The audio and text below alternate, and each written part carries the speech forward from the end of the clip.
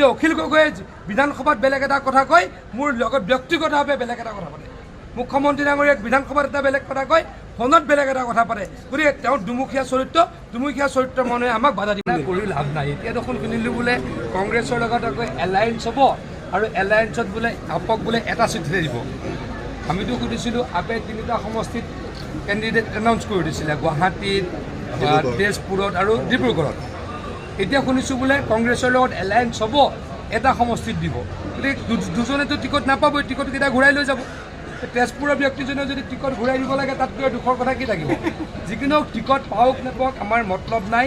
কেইবা লাখো ভোটৰ ব্যৱধানত আমি তেজপুৰ সমষ্টিত জিকিম। মোদী ডাঙৰীয়া তৃতীয়বাৰৰ কাৰণে প্ৰায় 400 চিটত জিকি পেলাই প্ৰধানমন্ত্ৰী হ'ব। অসমত 12টা চিটত জিকিম। আমাক কোনো ৰোধ কৰিব নোৱাৰে, কাৰণ আমি ৰাইজৰ কাৰণে কাম কৰিছোঁ। আজি চাওকচোন এই মানুহখিনিক কেনেকৈ আমি সহায় কৰিছোঁ, যিসকলে বছৰৰ পাছত বছৰ ধৰি চৰকাৰী মাটিত আছে, যিসকলক আমি এটকা কোনোৱে লেনদেন নকৰাকৈ 95,000 চাকৰি দিছোঁ। আমি সকলোকে আয়ুষ্মান কাৰ্ড দিবলৈকে অগ্ৰসৰ হৈছোঁ। আমি লাখ লাখ মানুহক বিনামূলীয়া চাউল দিবলৈকে সক্ষম হৈছোঁ। আমাৰ বিশ্বনাথ জিলা আৰু চৰাইদেউ জিলাত প্ৰথমবাৰৰ কাৰণে মুখ্যমন্ত্ৰী ডাঙৰীয়াই ভাবিছে যাৰ ৰেচন কাৰ্ড আছে সকলোকে আমি অৰুণোদয় দিবলৈকে ব্যৱস্থা কৰিম। এই কথা কোনো ভাবিবও নোৱাৰে, কৰিবও নোৱাৰে। এই কাম আমি ভাবিবও পাৰোঁ, কৰিবও পাৰোঁ। তাৰ কাৰণে আমাক ৰাইজে ভোট দিব।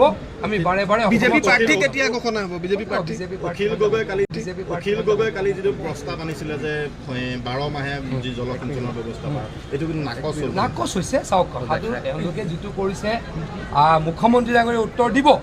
যোৱাকালি আমাৰ বিধায়কসকল ব্যস্ত আছিল, মুখ্যমন্ত্ৰী ডাঙৰীয়াৰ সময়ত ক'ব। কিন্তু আমাক এনেকৈ কৰি আমাক তেওঁলোকে বিপদে পৰিচালিত কৰিব নোৱাৰে। আমি ৰাইজৰ কাৰণে কাম কৰিমেই। অখিল গগৈ ডাঙৰীয়াই ডাঙৰ ডাঙৰ কথা কয় আৰু মোক ফোন কৰি এইটো সমষ্টিৰ উন্নয়নৰ কাৰণে টকাকেইটা ঠিকেই লয়। এছেম্বলিত কৈ দিয়ে টকা নাই আৰু মোকতো ফোন কৰি সমষ্টিৰ কাৰণে নিজে লৈ লয়। আমি যদি সমষ্টিৰ কাৰণে টকাই দিব নোৱাৰোঁ, তেওঁ কিয় বিচাৰে? যদি আমি কামেই কৰা নাই, বিধানসভাত এটা কথা কয়, বাহিৰত এটা কথা কয়। বিধানসভাত চৰকাৰক সমালোচনা কৰে আৰু প্ৰত্যেকজন বিধায়কক মন্ত্ৰীক ৰিকুৱেষ্ট কৰি কৰি সমষ্টিৰ কাৰণে টকা আনে। যদি আমি টকা দিব নোৱাৰোঁ, তেওঁৰ সমষ্টিত কেনেকৈ কাম হয়?